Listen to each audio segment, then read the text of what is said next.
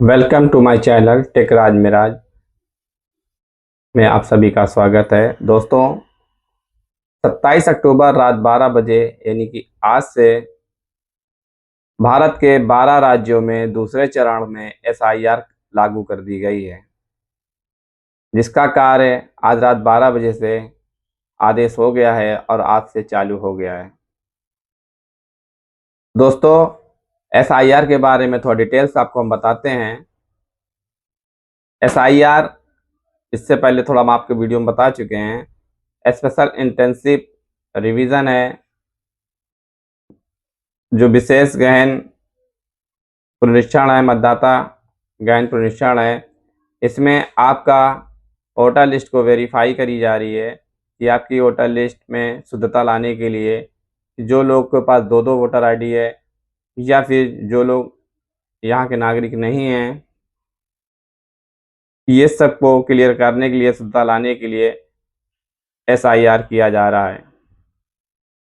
लेकिन एसआईआर के होने से जो समस्याएं लोगों को आएंगी, वो समस्याएं उन्हीं लोग को आएगी जिन लोगों का नाम वोटर लिस्ट में नहीं रहा है, या जो लोग ध्यान नहीं देते हैं वोट देने के लिए या वोटर लिस्ट में नाम चढ़वाने के लिए, वही लोग परेशान होंगे।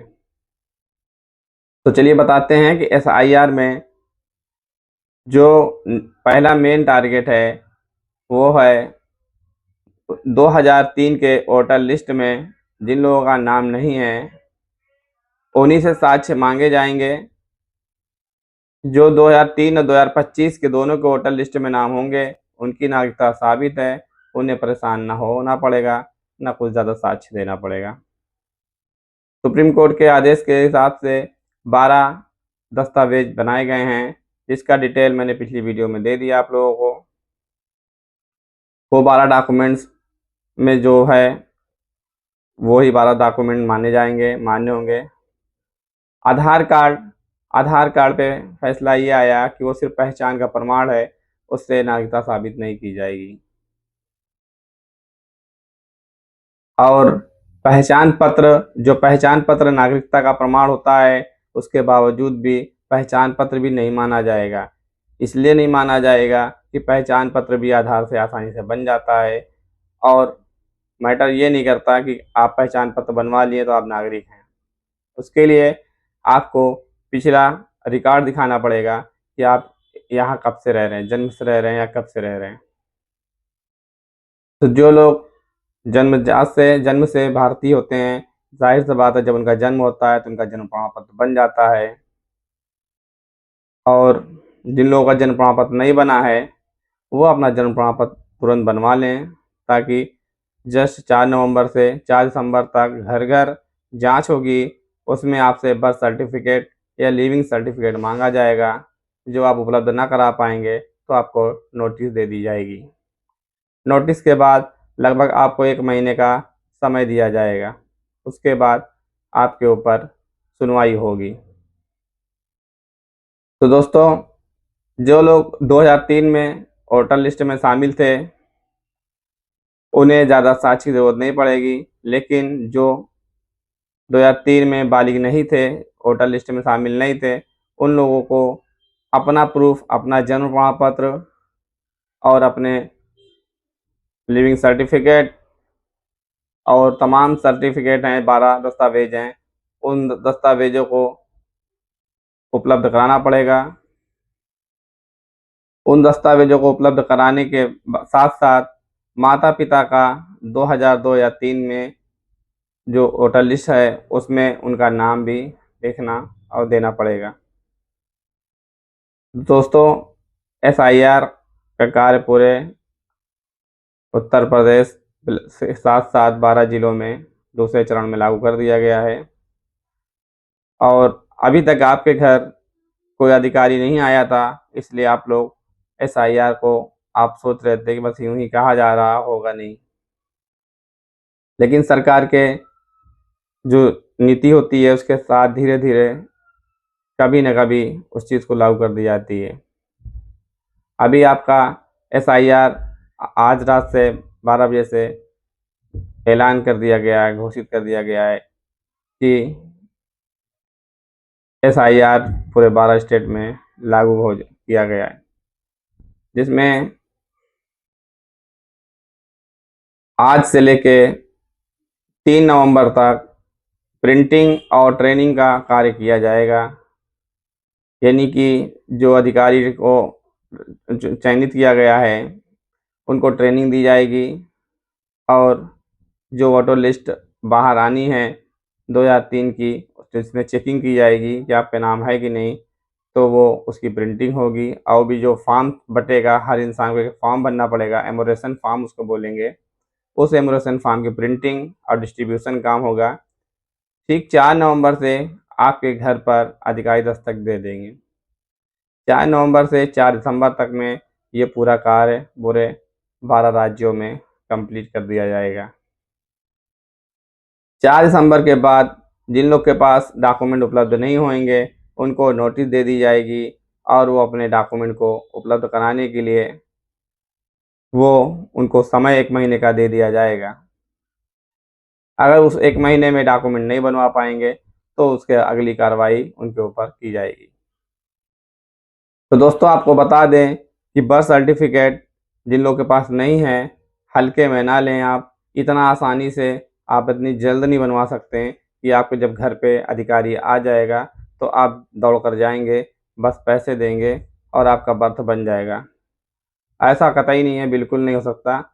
आप कितना भी दौड़ भाग करेंगे, लगभग महीने भर का समय या 15 दिन का समय, 20 दिन का समय लग जाएगा। लेकिन साथ ही सभी डिपार्टमेंट में इतना वर्कलोड हो जाएगा कि हमें नहीं लगता कि इतनी जल्दी आपको आसानी से बर्थ मिल पाएगा। और सरकार आपको सिर्फ 1 महीने का ही टाइम देगी जब आप डॉक्यूमेंट उपलब्ध नहीं करा पाओगे। तो क्यों ना आज ही से हम अपने बच्चों के जो बालिग हो चुके हैं उनके डॉक्यूमेंट को कलेक्ट करें, और साथ ही जो बड़े बूढ़े हैं, हमारे माँ बाप हैं, भाई बहन हैं, जो एजेड हैं, जो लोग का 2003 में प्रूफ था, तो अपना उसके लिए भी वो भी अपना रिवीजन कर लें, गहन अध्ययन कर लें कि हाँ हमारा डॉक्यूमेंट उस वक्त क्या था क्या नहीं था, क्योंकि 2003 के हिसाब से डॉक्यूमेंट उपलब्ध कराना पड़ेगा। थोड़े दस्तावेज आपको हम बता दे रहे हैं, जैसे कि 2003 में चुनाव के साथ और इलेक्शन के में जो वोट देते हैं, वोटर लिस्ट के साथ साथ और भी डॉक्यूमेंट है।